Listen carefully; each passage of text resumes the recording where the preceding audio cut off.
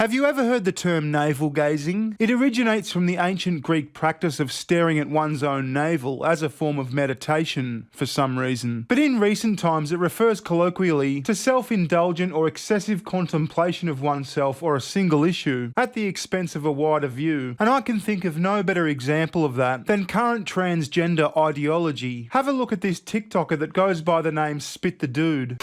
Okay, so I thought I was gonna have to think about gender fluid for a second. I thought I was going to have to think about gender fluid for a second. Not I thought about gender fluid for a second. She's thinking about things. As someone who may be considered gender fluid, I don't identify as gender fluid, but my gender is definitely not a solid. Oh, her gender's not a solid. She doesn't identify as gender fluid, but her gender's definitely fluid. I'm not sure exactly what that means, but it's on TikTok, so there you go. So I need you to like sit down for a second because it's kind of like a little bit of a concept, right? So this may not make sense to some people, like this may just be like a me thing in the fluidity of my own gender, but you know how in the morning you usually get stuck between exactly how you want to present, and it's usually like you're usually stuck down to like, do I want to present this kind of gender or like this kind of gender, and you usually have like 2 or 3 outfits set out, right? No, I've got no idea what you're talking about. I don't wake up stuck between 2 genders. I don't have my clothes set out for whatever gender I feel like. That doesn't happen. So whatever one you choose,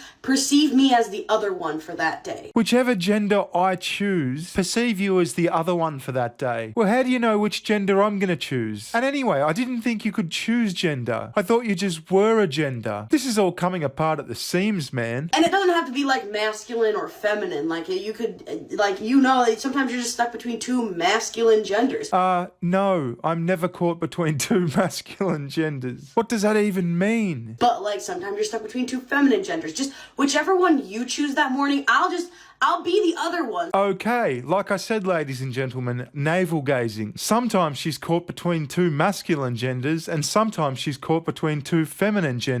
And whichever gender I choose that day, she'll be the other one or something. That's how you know someone has way too much time to think. But at the end of the day, it's pretty harmless. You concentrate on dyeing your hair, piercing your face, and whatever gender you are that day, that's fine. Where I do start to raise an eyebrow is when you get your kids involved, which is exactly what she does here. Hey, Riley. Mommy has a question for you. People keep asking, and so I thought maybe you could answer instead of Mom. The kid already knows this is going to be whack. Enough with your questions, Mum. You're confusing me. Okay, so here's the question. Are you ready? Are you ready, Riley? Are you a boy or a girl? Okay, so the kid can't speak yet. I'd say this kid's like maybe 1.5, something like that. It's just reacting to noises. Are you a girl or a boy? Yes? What is Riley? What are you? Yeah? It's yeah. Doesn't that answer your weird question, Mum? Stop asking me this shit every day. Yeah?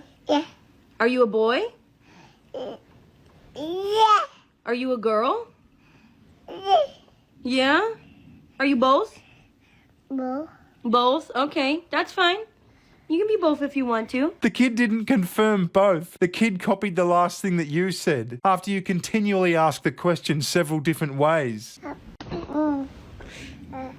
Is that Spider-Man? Whoa, lady. It's Spider-Person. Back off with your gender conformity shit. So that's a little bit weird asking your toddler who can't speak yet what their gender is. And this TikToker obviously got a bit of pushback because she starts defensively responding to comments. Have a look at this.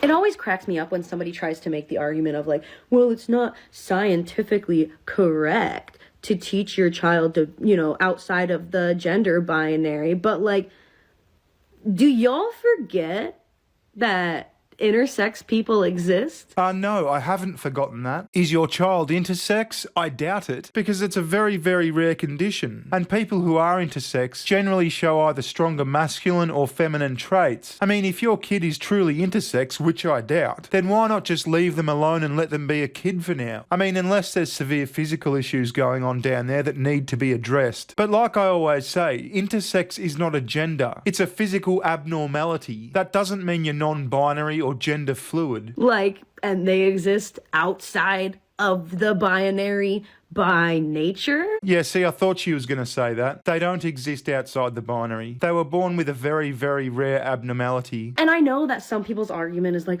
well, there's not a large percentage of intersex people.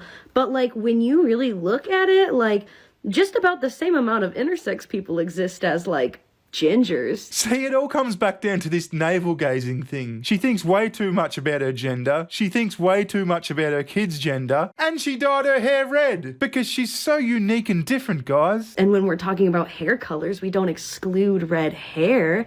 Like, just because it's more rare doesn't mean it doesn't exist in big enough numbers for us to, like, talk about actively in society. Having red hair is not an abnormality. It's a hideous disability. So then my question would be to people who try to make this argument is, if Riley is intersex, and I know there's a lot of different types of intersex, but if, like, Riley is, like, a true, like, hermaphroditic case of intersexuality, and I don't know if that's the correct phrase, if that's not correct, like, somebody can correct me, but, like, if Riley is truly physically and hormonally 50% male and 50% female because of being intersex, how would you want me to teach them? I know how I'd want you to not teach them. I'd want you to not push your crazy gender ideology on them. Toddlers can't and don't choose their genders. I mean, I don't think anyone can really. But in the case of a toddler, it just seems like pushing this stuff onto them is cruel and confusing. What am I supposed to teach them? Am I supposed to teach them that they technically don't exist because they don't exist in large enough numbers? Would you like me to teach them any differently than I would teach any other child? Would you like me to other them and be like, well, this is how things work and you're an anomaly? No, you wouldn't teach a kid they're an anomaly. Like I said, I think you'd just leave it be. Unless there were physical issues that needed to be addressed medically. In which case you'd say to your toddler, we need to go to the doctor so they can fix you and make you better. Jesus, stop treating toddlers like they're adults. They're kids and they're dumb. They're meant to be dumb. And the thing is that anyone who knows anything about how human bodies work and develop knows that it really doesn't matter, like, sex, gender, any of that, until the secondary sex traits develop. Well then why are you trying to teach your toddler that they're both a boy and a girl? Geez, give it a rest, lady. Anyway, I thought this chick was kinda disturbing. Let us know what you think down in the comments or at my super duper gay half stepbrother-in-law's Twitter account, bskills with 3 L's. You can also find me at Rumble, BitChute, Locals, all that good stuff. I'll see you in the next one. Bye bye. Recession!